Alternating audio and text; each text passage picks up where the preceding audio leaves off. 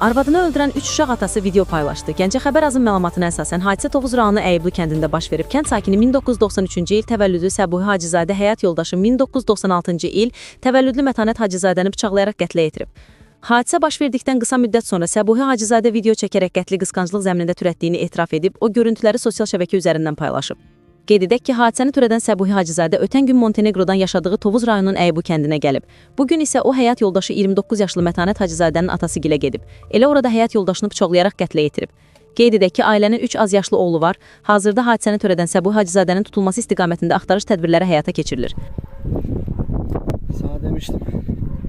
Sana demiştim ki, mən sənin evindəki dədən Asif deyiləm. Mənə xəyanət eləmək olmaz. Bu qan var, bu sənin qanındır. Canını aldım, inşallah ölürsən.